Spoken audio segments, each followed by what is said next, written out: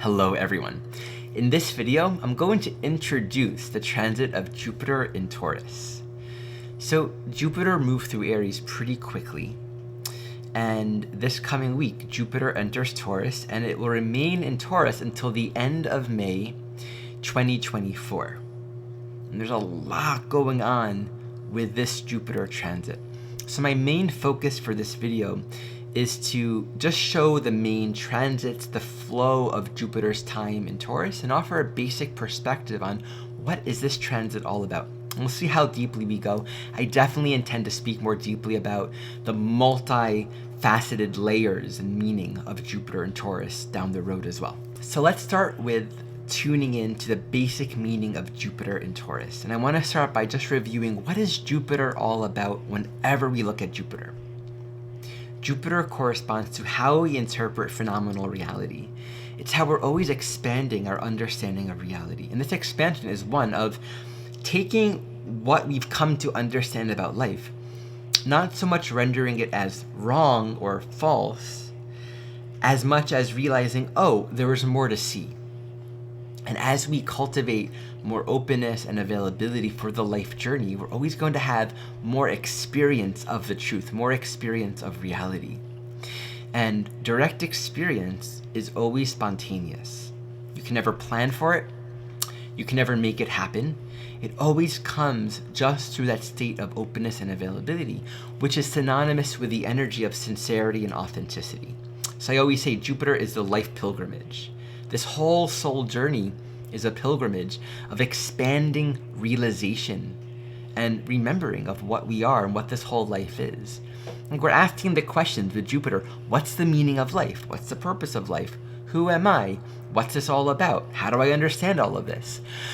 And the key is to always remember that our current understanding is helpful. It helps us to internalize and interpret our experiences, to link it to a more holistic, comprehensive, cosmological point of view, right? It interconnects our experiences to a underlying philosophical framework that creates cohesion and clarity that we can live with and apply in our life, and it's also always limited, right? Where we create these like crystallized religions, and we say, I didn't know, and now I know, and I got the answer, and I got the truth.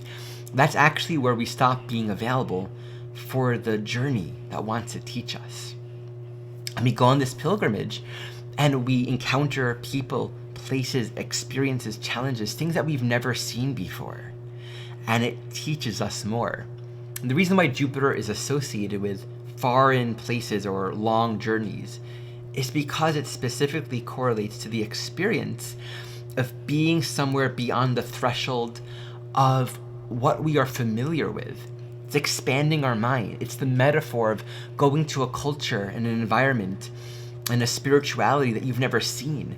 It's a frame of reference and thus a way of interpreting and understanding life beyond what you've come to know. And this has the potential to expand our horizons in profound ways. You can read a book on how to be a successful business person, how to win friends and influence people, how to earn the love of your life, earn the money you want, make a lot of money, build great muscles. All of that is taking life and the potential growth in life, and it's framing it, speaking about it in a way that's accessible, that we can integrate and apply in our life. So we're always approaching an understanding of the principles of reality, the principles of the Tao. And when we understand these basic principles, we can apply it. And so we're always cultivating a mindset that's conducive to learning, that's conducive to growth, that's conducive to realization. And the healthy Jupiter perspective is there is so much to learn. There's so much more to realize, so much more to grow, and I'm here for it. And the pitfalls with Jupiter is that opportunistic is, I want more, right? I want to make more money. How can I embrace more opportunities? How can I grow more? How can I have a deeper spiritual experience, right? Where we accidentally flip from that sense of there's always more to grow into and learn and realize into a sort of, ooh, how much more can I get, right? And that sort of opportunistic mindset doesn't really allow us to truly integrate our realizations because it keeps us in a restless state of mind. But I'll end this basic introduction to Jupiter to say that there is a quality of opportunism that is important with Jupiter, right? The ability to recognize opportunities, the ability to recognize there's something here, or I'm intuiting something here, and thus not always being totally content with things as they are, in the sense that, yes, we can be happy with things as they are, but also listening to that intuitive impulse that says there's something over there, there's something more, check it out, explore it, right? And we learn how to differentiate between an ungrounded restlessness seeking energy and I'm listening to my intuition and how I'm always being guided in life towards greater realization, greater growth. Okay. I definitely recommend, if you want to dive more deeply into Jupiter, check out my Jupiter book. It's actually something I'm offering for free for anyone that signs up to my newsletter, which you can do in the description below. Or you can buy it, which I appreciate as well. Let's tune into Jupiter in Taurus. Taurus is about consolidation. It's about grounding. It's about internalizing our life experience in a way that makes it personally livable and meaningful for us. What happens within the realm of Taurus is we're consolidating a lot of our energy. We're not looking for random experience. We're not seeking a lot of options. We're wanting to live a life that reflects our deepest values. Now, values and the archetype, the idea of values, corresponds to our ability to feel and sense and connect with the fact of our own life, the fact of our own human biological life existence. In order to survive, our biology is wired in such a way that as a soul incarnating into this human experience, we are wired to want to be here. And so we know this feels pleasurable, this feels good, and no, that doesn't feel good, that doesn't feel pleasurable, okay? So we have that underlying orientation to want to make sure we're comfortable and that we're surviving and that our life is working, that our life is safe and grounded.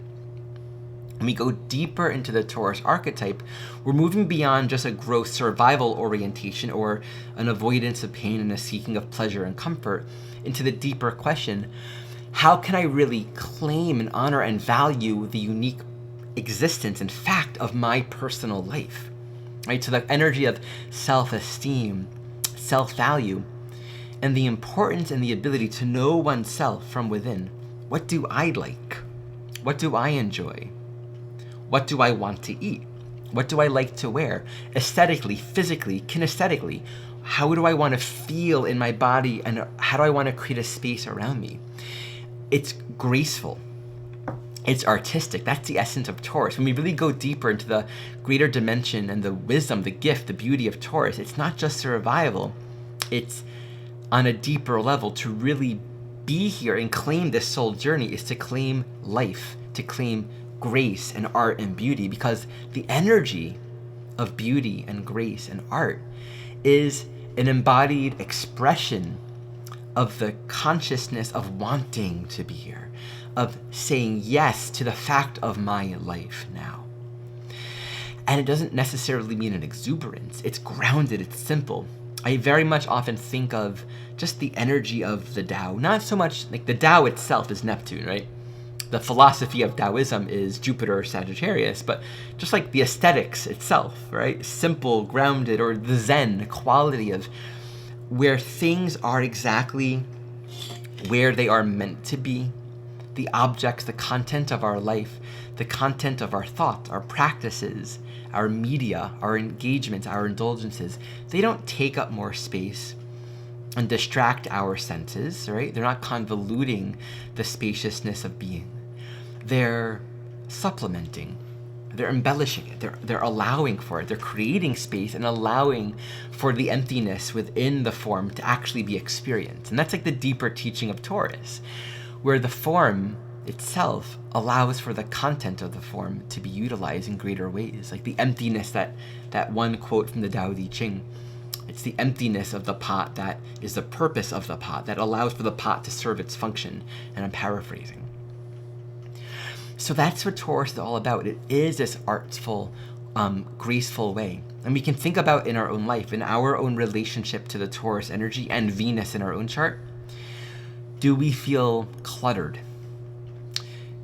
Do we feel spaciousness? Do we have a lot of things that we don't love? Does it not spark joy? And that whole spark joy is really an important, thank you Marie Kondo, it's an incredibly helpful point of reference. Where are we trying to, live values in ways that are just stagnant and taking up a lot of space? Now, when we look at Jupiter in Taurus, there's the possibility of really seeing all of this very clearly. We could always think of Jupiter as a magnifying glass over any area of our life. And it's going to highlight and reveal what's there. And so one thing can happen is where we're not living in alignment with our values, where certain choices or commitments or decisions don't feel livable for us, where we become aware of, oh, that's stagnant. That's actually taking up a lot of space, and it's not livable, it's not breathable. The point of that is for us to really claim the greater Jupiter potential, which is honesty. Here, the honesty and the sincerity and the authenticity of Jupiter and Taurus would be, this is how I feel, right? This is how I actually feel about this condition, this experience. I have all these ideas. Jupiter, oh, I really wanted this cool thing, or I wanted these experiences in life, and I wanted this particular physical experience or these conditions. And even outside of the personal physical realm, agreements, relationship dynamics, really everything can be focalized back to, on a Taurus level, is it livable for me? And so beyond the good sounding idea of things, we come back to, how do I actually feel about it, right?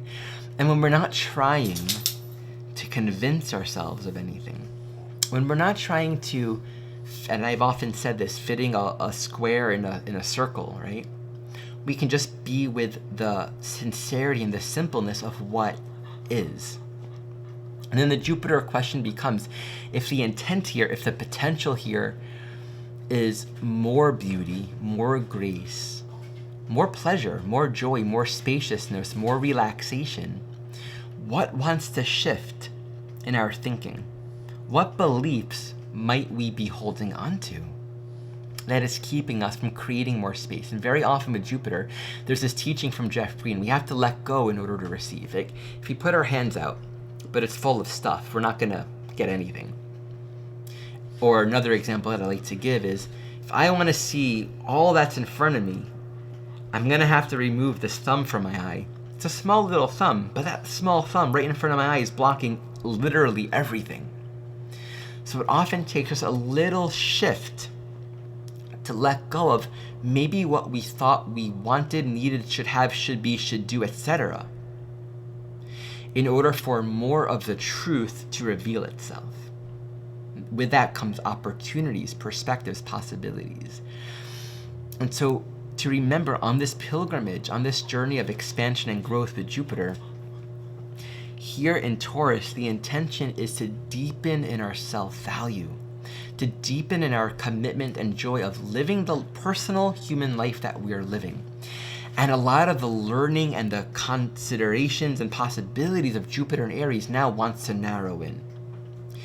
So as Jupiter enters Taurus, we have a lot of really essential sort of turning points within that whole time of Jupiter being in Taurus. I'm going to speak more to many of these as we go along, and soon I'm going to have another video even speaking more in depth on the meaning of Jupiter and Taurus. What I wanted to do now is just focus on some of the upcoming transits of Jupiter and Taurus, in particular the first couple weeks of Jupiter and Taurus as it enters Taurus, squares Pluto, comes to the North Node, and then just overview the remainder of Jupiter's time in Taurus, just to give us a felt sense of what's going on during this whole period, this whole window of Jupiter moving through Taurus. So let's take a look at Jupiter's ingress into Taurus. All right, so here we have Jupiter entering Taurus in just a few days from now. And quickly after Jupiter enters Taurus, it squares Pluto, here at 0 degrees Aquarius, Taurus. And then we have a new moon, we have Mercury stationing direct, and we have Jupiter on the North Node. So all of this happens pretty much by the very first day of June. So let's just speak to that, because the remainder of May is deep. Jupiter enters Taurus, squares Pluto, also squares Mars, which will also oppose Pluto, and then joins the North Node. This is like if you're starting a new television show or like a new series, the first few episodes are just like, holy moly, I want to keep on watching. It's so engaging, it's so packed, that energy of a new journey, a new cycle. Interestingly enough, Jupiter entering Taurus also just around the new moon. There's so much freshness of energy here after all of this very strong Taurus Scorpio eclipse season. So what Jupiter is doing is it's saying there is a very new and expanded evolutionary potential here. Where you're going, what you're doing with your life. This could be how you're making money, how you're living, where you're living. The things that you're doing that ultimately point back to what we love most, what we enjoy most, what makes this life more meaningful and livable for us. Jupiter's putting a magnifying glass on that. And again, remember, even with strong evolutionary activity, like Jupiter moving towards the North Node is a green light. It's like, do it, do it, do it, do it. It can be scary. It can feel threatening. It can feel insecure because we often have to be willing to take risks. We often have to be willing to say, I have all of these beliefs and these constructs, but my soul is asking for this. So the key here is to be really tuning into our intuition. Now, here's a helpful pointer. Mercury is stationing direct, just a couple degrees from that North Node where Jupiter soon will be. It's very fascinating that Mercury is sort of like the messenger coming before Jupiter. Jupiter itself being like the realization, the insight, and Mercury is the information and the thoughts and the ideas and the perspectives and the conversations, right? So Mercury's almost like creating the ground. And as we'll see later, interestingly enough, the degree where Mercury recently stationed retrograde in Taurus is actually the degree where Jupiter will later station retrograde later this year. So in many ways, it's like Jupiter is covering the same ground that Mercury covered before. It's very interesting.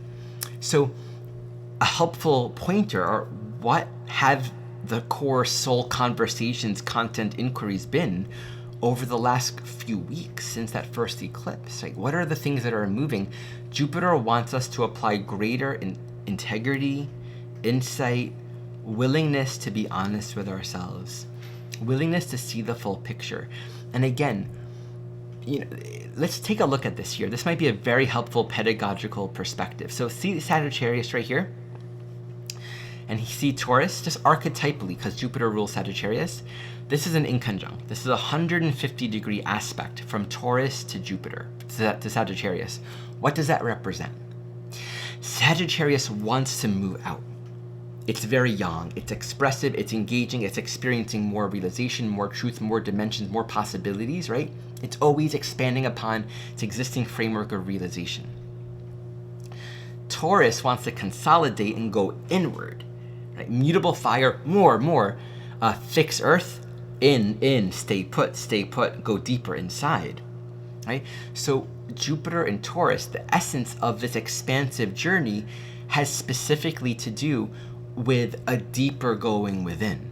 And the stress, the tension would be, I'm so dissatisfied with my life or my conditions, or I'm gonna run away or be restless and seek better conditions. Really, that restlessness and that expansive energy wants to be brought in a very rich way. And so the key here to cultivate that greater ground of sincerity and honesty is don't try to force any changes. Come into clarity by living your principles. Where you are now, in the room you're in, with the things you have, with the people you're with, in the conditions of your life, be here now. Do the things you want to do now. Live the life you want. It's not about these big, sweeping changes. Oftentimes we think it is if we've allowed our minds to become alienated, right? The healing to that alienation is cultivating a more inclusive and permissive mindset in the present moment. Start giving priority to the elements of your life that you care about now. And that might open up the door to small invitations, opportunities, experiences. A very important Jupiter teaching is life can pass us by. And it's like, hey, where's that good luck? Where's that Jupiter promotion? Sometimes we have to take the risk and be willing to do it. And it's not just taking a risk. I want to be clear. A better way of interpreting that archetype is be willing to apply the principles in our life. right? I'm just gonna do this. I'm going to wake up early and run or meditate. I'm going to work on this musical project. I'm going to reach out to this event. I'm going to talk to this teacher. I'm going to take this, it's not a big deal. It's just, don't wait on the things that have been calling you. And that will build momentum with this North Node transit and expand and deepen in beautiful ways moving forward. So let's look at a few of the other important nodal points or markers of this Jupiter journey, just to give a basic overview. So several months later, we have Jupiter stationing retrograde in the middle of Taurus. Interestingly enough, this is at the exact same time that Venus, after a long retrograde period in Leo, is stationing direct, okay? And Venus is the ruler of Jupiter in Taurus. So that's going to be a very rich time. In fact, the entire time of Venus retrograde in Leo, being that Venus rules Jupiter in Taurus, is going to be adding a lot of information for this deepening, this expansion, this healing around value and self-love and relationships and how we know ourselves. And there's a deep deepening of self-intimacy during this time. So a lot is coming together during this stationing time of Venus stationing direct and Jupiter stationing retrograde. And then we have Jupiter stationing direct at the very, very last day of this year. And again, this is the exact same degree where Mercury this coming week is stationing direct as well. It's such an interesting parallel how Jupiter is following the exact same path as Mercury in its retrograde motion, one after another. It's quite fascinating. And also, while it's stationing direct, it's going to be in a tight square, this time 6 degrees from from Pluto. And that's another thing to appreciate. Jupiter is in a square with Pluto. It's going to go all the way to 14 degrees, leave that square, then go retrograde, and come back within 6 degrees of that square with Pluto. So this whole year, we have a Jupiter-Pluto square, while Pluto is also squaring the lunar nodes all of this year as well. So I will definitely be fleshing that out a lot more. But if we remember that Pluto is evolutionary necessity, it's unearthing, taking from the roots, moving us through our deepest attachments, and Jupiter is about honesty, we can really see we're getting to know ourselves, who we are, what we're really about, what's really true for us on a much deeper level this year. It's really profound. Okay, now the final transit is just the very end of Jupiter in Taurus. By that time, Jupiter will have moved over Uranus, and it ends its time in Taurus at the very end of May of 2024. Okay, and this completes the basic overview and introduction to Jupiter's transit through Taurus. I look forward to sharing more with you soon. Thank you for watching.